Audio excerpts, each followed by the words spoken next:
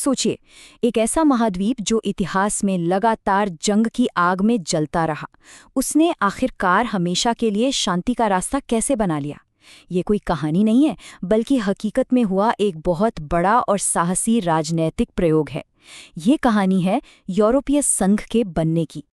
20वीं सदी के बीच में यूरोप सचमुच खंडहर बन चुका था।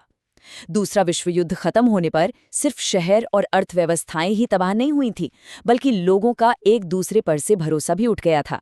एक डर था कि इतिहास फिर से खुद को दोहराएगा, इसलिए एक नए रास्ते की बहुत ज्यादा जरूरत थी।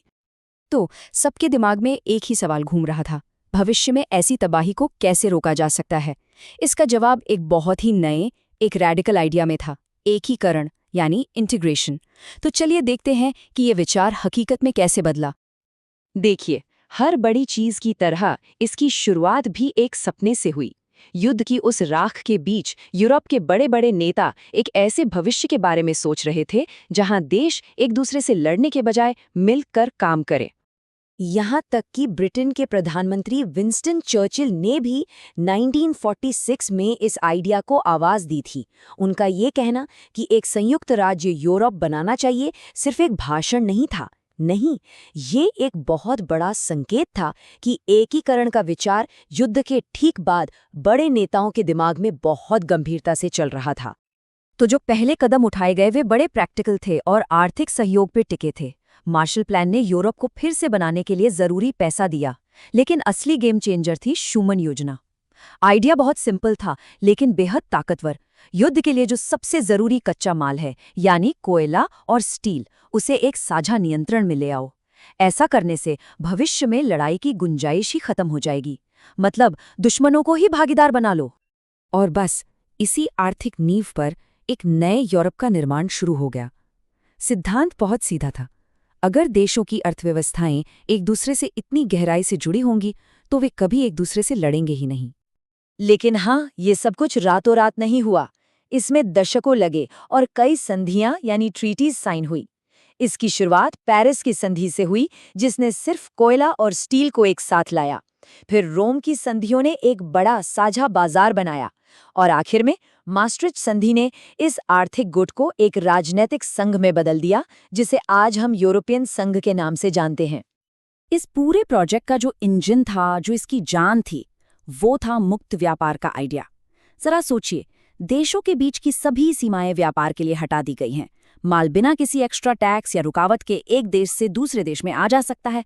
इससे व्यापार और समृद्धि में जबरदस्त उछाल आया। और ये सिर्फ माल के बारे में नहीं था, इसे 4 स्वतंत्रताएं कहा गया। यानी सिर्फ माल ही नहीं, बल्कि सेवाएं, निवेश के लिए पूंजी, और सबसे जरूरी, लोगों को भी किसी भी सदस्य देश में रहने और काम करने की आज़ादी। इसी ने एक सच्चे सिंगल मार्केट की नींव रखी। लेकिन मकसद सिर्फ आर्थिक नहीं था।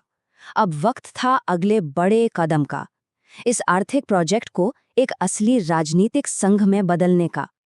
साल 1992 में हुई maastricht संधि एक ऐतिहासिक मोड़ था। यहीं पर यूरोपीय संघ का जन्म हुआ, जो सिर्फ एक इकोनॉमिक ब्लॉक से कहीं ज्यादा था। ये एक नई पहचान बनाने जैसा था। इस संधि से बड़े जबरदस्त बदलाव आए। इसने एक साझा मुद्रा यानी यूरो की नींव रखी, जिससे व्यापार और यात्रा बहुत आसान हो गई। इसने यूरोपीय नागरिकता की शुरुआत की, मतलब अब कोई फ्रांसीसी नागरिक सिर्फ फ्रांसीसी नहीं बल्कि यूरोपीय भी था। और इसने विदेश नीति जैसे मामलों में भी सहयोग बढ़ाया, ताकि दुनिया में यूरोप की एक आवाज हो। लेकिन सवाल यह है कि इतना बड़ा संघ आखिर काम कैसे करता है। ये कई बड़े संस्थानों का एक मिला-जुला सिस्टम है, जो मिलकर फैसले लेते हैं और कानून लागू करते हैं। इसे कई देशों के लिए एक सरकार की तरह सोचा जा सकता है। देखिए, एक यूरोपीय संसद है जिसे नागरिक सीधे चुनते हैं, बिल्कुल अपने देश की संसद की तरह। फिर यूरोपीय परिषद है, जहां सभी देशों के नेता मिलकर बड़े फैसले लेते हैं। यूरोपीय आयोग कार्यकारी शाखा है, जो कानूनों का प्रस्ताव रखती है और उन्हें लागू करती है, एक कैबिनेट की तरह। और हाँ, एक अदालत भी है, ये पक्का करने के लिए कि हर कोई नियमों का पालन करे। ये एक कॉम्प्लेक्स लेकिन बैलेंस्ड सिस्टम है। तो इतने दशकों के एकीकरण के बाद आज का यूरोपीय संघ कैसा दिखता है? सीधे शब्दों में कहें तो एक आर्थिक महाशक्ति। लगभग $19.5 ट्रिलियन की जीडीपी के साथ ये दुनिया की दूसरी सबसे बड़ी अर्थव्यवस्था है और ग्लोबल स्टेज पर एक बहुत बड़ा खिलाड़ी है। और इस इकोनॉमिक पावर हाउस के अंदर भी जर्मनी, फ्रांस और इटली इसके इंजन हैं, जो मिलकर यूरोपीय संघ की आधी से ज्यादा अर्थव्यवस्था बनाते हैं। और ये जो सिंगल मार्केट का कॉन्सेप्ट था, वो कितना सफल रहा, इसका सबसे बड़ा सबूत यहाँ है। सोचने वाली बात है, यूरोपीय संघ का 60% व्यापार सदस्य देशों के बीच ही होता है। ये दिखाता है कि उनकी अर्थव्यवस्थाएं एक दूसरे पर कितनी निर्भर हैं। लेकिन इसका मतलब ये बिल्कुल नहीं है कि ये सफर बहुत आसान रहा है। सफलता के साथ साथ आई हैं बड़ी बड़ी चुनौतियां भी। और शायद सबसे बड़ी चुनौती थी ब्रेक्जिट। 2020 में यूनाइटेड किंगडम का संघ से बाहर निकलना एक भूचाल जैसी घटना थी। ये पहली बार था जब किसी सदस्य देश ने संघ छोड़ा था, और इसने उस मूल विचार पर ही सवाल खड़े कर दिए कि संघ हमेशा बढ़ता और मजबूत होता रहेगा।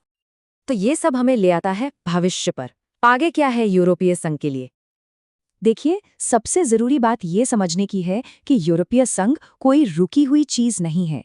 ये एक लगातार चलने वाला प्रयोग है जो हमेशा 27 अलग-अलग देशों के हितों और एक साझा यूरोपीय लक्ष्य के बीच संतुलन बनाने की कोशिश करता है। लेकिन इसका जो मूल उद्देश्य है वो आज भी वही है जो 70 साल पहले था, पूरे महाद्वीप के लिए शांति और समृद्धि सुनिश्चित करना। तो आखिर में एक सवाल के साथ इस चर्चा को खत्म करते हैं। यूरोपीय संघ बना था एक बहुत ही खास समस्या को सुलझाने के लिए, युद्ध, और उसमें वो काफी हद तक सफल रहा। लेकिन आज की दुनिया में, जहां जलवायु परिवर्तन, वैश्विक प्रतिस्पर्धा और नई तकनीक जैसी चुनौतियां हैं, इन सब के बीच इसका अगला बड़ा मकसद क्या होगा? ये एक ऐसा सवाल है जिसका जवाब आने वाले दशक देंगे और जिसका असर हम सब पर पड़ेगा।